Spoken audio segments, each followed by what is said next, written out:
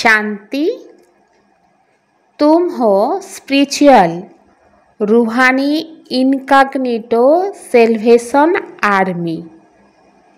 तुम्हें सारी दुनिया को सेल्वेज करना है, डूबे हुए बेड़े को पार लगाना है। তোমরা হলে আধ্যাত্মিক আত্মারূপী গুপ্তবেশী উদ্ধারকারী সেনা। তোমাদের সম্পূর্ণ দুনিয়াকে উদ্ধার করতে হবে, ডুবন্ত তরীকে पार करते হবে। संगम पर बाप कौन सी यूनिवर्सिटी खोलते हैं जो सारे कल्प में नहीं होती। संगम जुगे बाबा कौन यूनिवर्सिटी खोलें जा सम्पूर्ण कल्पेও হয় না।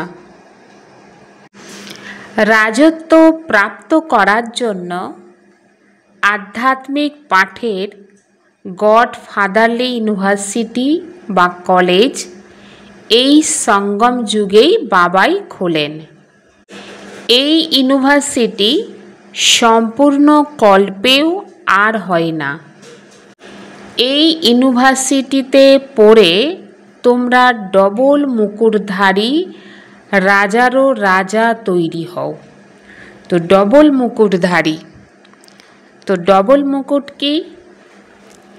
যেগুলোকে আমরা তাজ বলে থাকি। এক হচ্ছে দায়িত্ববানের তাজ বা মুকুট, দ্বিতীয় হচ্ছে পবিত্রতার।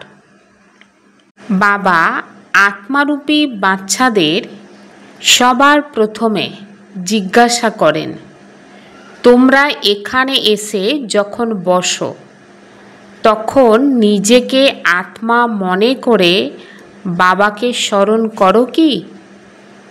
অর্থাৎ বাবা জিজ্ঞাসা করছেন যে আত্মা মনে করে বাবাকে স্মরণ করো। কেননা এখানে তোমাদের কোনো ব্যবসা, মিত্র, সম্বন্ধী আদি নেই। অর্থাৎ আমরা বাচ্চারা যখন বাবার ঘরে পৌঁছে যাই মধুবনে, তো তখন তো ওই সম্বন্ধ, ব্যবসা, এই জিনিসগুলো বা এই কাজকর্মগুলো তো আমাদের সাথে থাকে না। তোমরা এখানে এই চিন্তা করে আসো যে আমরা অসীম জগতের পিতার সঙ্গে মিলিত হতে এসেছি।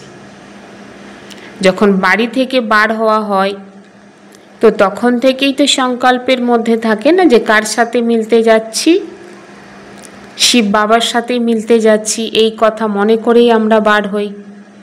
তো তাহলে সেখানে অর্থাৎ বাবার ঘরে পৌঁছানোর পরে কোনো প্রকারের চিন্তন চলা উচিত না। তো বাবার সাথে মিলিত হতে যাচ্ছি এই কথা আত্মার শরীরের মাধ্যমেই বলে থাকে। আর পারলৌকিক শিব বাবা তো এই শরীরের অর্থাৎ ব্রহ্মা বাবার শরীরের আধার নিয়ে এসেছে। নিজেকে আত্মা মনে করে বাবাকে যখন স্মরণ করবে তো তোমাদের জীবনরূপী তরী পার হয়ে যাবে। তো প্রত্যেকের তরী এখন ডুবে আছে, অর্থাৎ জীবনরূপী নৌকা ডুবে আছে। যে যত পুরুষার্থ করবে ততই তার তরী পার হয়ে যাবে। কারণ বাবাকে ডেকেছে না, হে মাঝি আমার তরী পার করে নিয়ে যাও। বাস্তবে প্রত্যেককেই কিন্তু নিজের পুরুষার্থের মাধ্যমেই পার হয়ে যেতে হবে। যেমন যখন কাউকে সাঁতর শেখানো হয় তখন তো সহযোগ লাগে, কিন্তু সাঁতর শিখে গেলে নিজেই সাঁতর কেটে পার হতে পারে। আর এই বিষয়টা হলো আধ্যাত্মিক বিষয়। তোমরা জানো যে আত্মা এখন নোংরা আবর্জনাতে আটকে গিয়েছে। এর ওপরে হরিণের উদাহরণ দেয়া হয় না, যে মরীচিকার মতন হরিণ জল ভেবে কি করে দৌড়ে বেড়ায়, তো সেখানে গিয়ে দেখে যে জল না, বালি। তো মানব আজকের মরীচিকার মতন দৌড়াচ্ছে, ভাবছে এটা প্রাপ্ত হয়ে যাবে, এটা হয়ে যাবে, কিন্তু গিয়ে দেখছে যে সেটা না, অন্য কিছু। অর্থাৎ মানব এক প্রকারের নোংরা আবর্জনার মধ্যেই আটকে যাচ্ছে। तुमको रूहानी सेल्वेशन आर्मी कहा जाता है। तुम श्रीमत पर सबको रास्ता बताते हो। हर एक को समझाते हो, दो बाप है, एक हद का दूसरा बेहद का। তোমাদের বলা হয় আধ্যাত্মিক উদ্ধারকারী সেনা। তোমরা শ্রীমতে চলে সবাইকে পথ বলে দাও।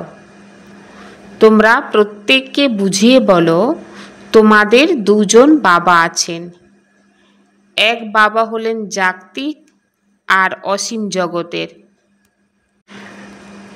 লৌকিক বাবা থাকার সত্ত্বেও সকলে কিন্তু পারলৌকিক বাবাকে স্মরণ করে, কিন্তু তাকে সঠিকভাবে জানে না।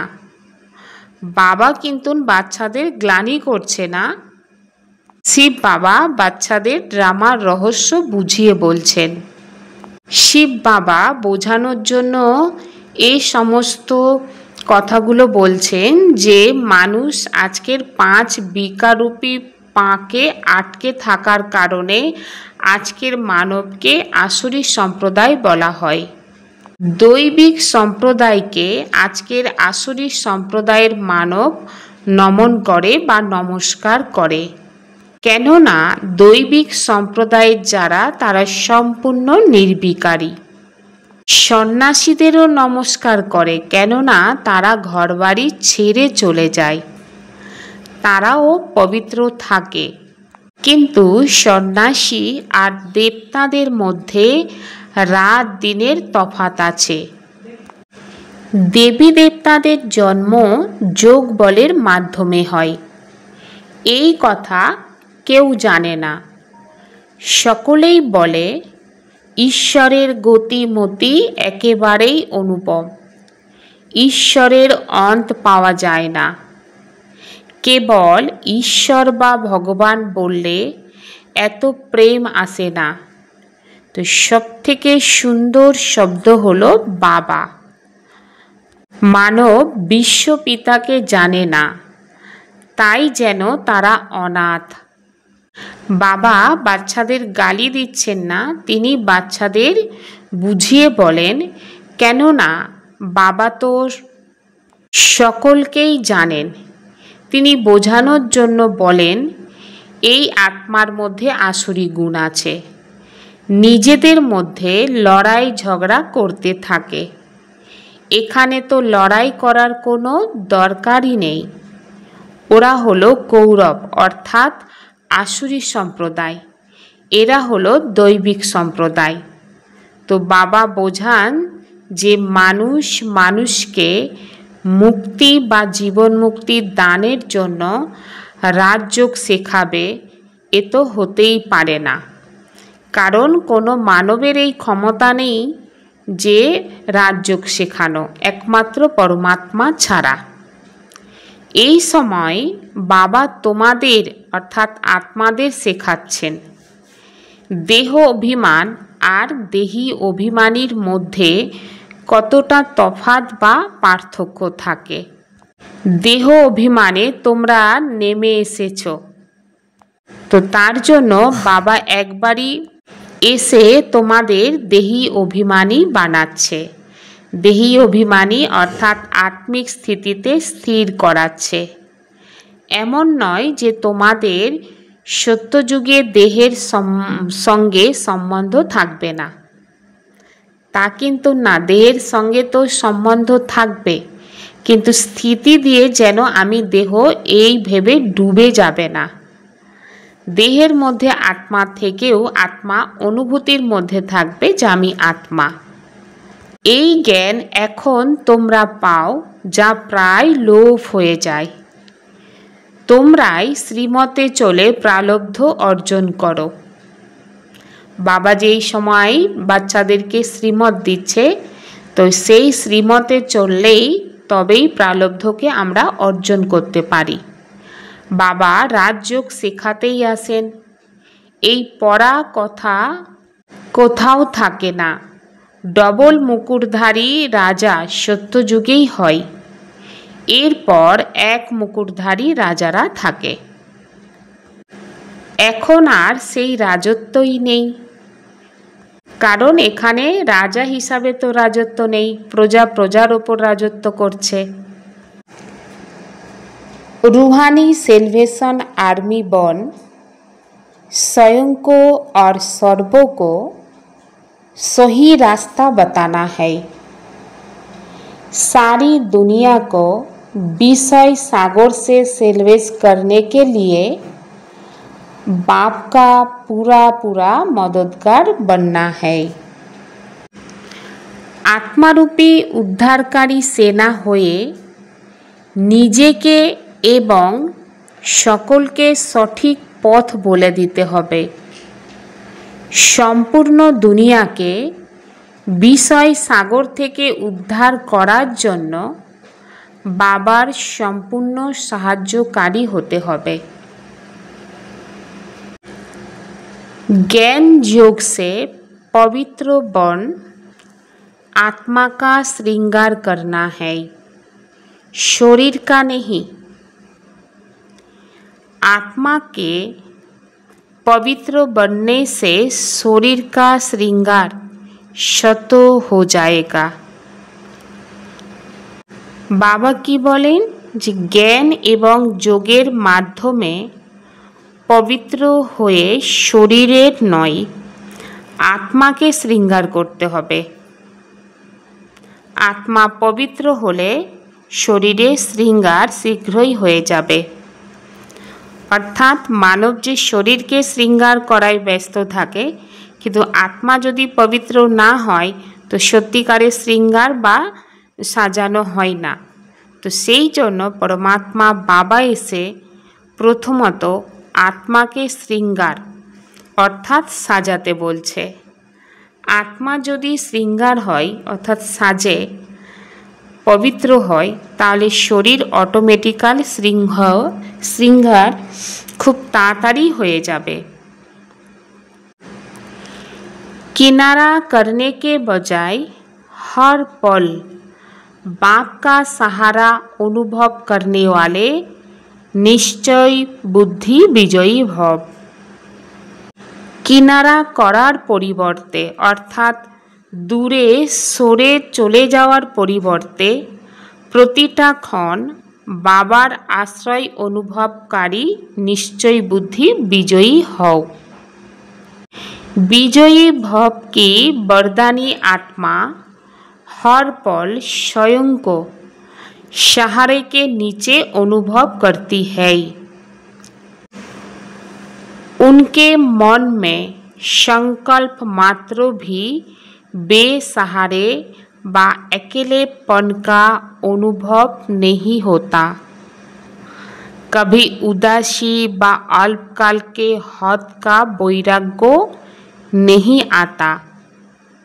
वो कभी किसी कार्यों से समस्या से व्यक्ति से किनारा नहीं करते।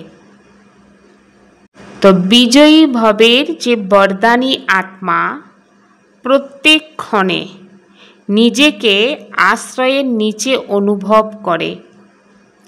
तादेर मनेर संकल्प मात्र आश्रयहीनता बा एका अनुभव हय ना। कखनो उदासी बा अल्पकालेर जन्य पार्थिव जगतेर प्रति वैराग्य आसे ना। तारा कखनो कोनो काज थेके समस्या थेके व्यक्तिर थेकेও दूरे चले जाए ना। किन्तु प्रत्येक कर्म करार समय मोकाबिला करे सहयोगी हुए बेहदेर वैराग्य वृत्तितेई थाके अर्थात त्यागेर वृत्तितेई थाके। एक बाप की कंपनी में रहो और बाप को ही अपना कंपेनियन बनाओ। एक बाबार कोम्पानीते थाको और बाबा के निजेर कंपेनियन बनाओ। स्वयं और सर्व के प्रति मनसा द्वारा योग की शक्तियों का प्रयोग करो। दिव्य बुद्धिरूपी विमान द्वारा सबसे ऊंची चोटी की स्थिति में स्थित हो अव्यक्त बतनवासी बन विश्व की सर्व आत्माओं के प्रति शुभावना और श्रेष्ठ कामना के सहयोग की लहर फैलाओ। योग के प्रयोग द्वारा दुखी अशांत आत्माओं को शांति और शक्ति की सकाश दो। स्वयं और सकलेर प्रति मनसा द्वारा योगेर शक्तिगुलिर प्रयोग करो। दिव्य बुद्धिरूपी विमानेर माध्यमे सब थेके उंचू टिकिर स्थितिते स्थित हुए अव्यक्त बतनवासी हुए विश्वेर सकल आत्मादेर प्रति शुभ भावना और श्रेष्ठ कामनार सहयोगेर ढेउ छड़िए दाओ। योगेर प्रयोग द्वारा दुखी अशांत आत्मादेरके शांति और शक्तिर सकाश दाओ। ओम शांति।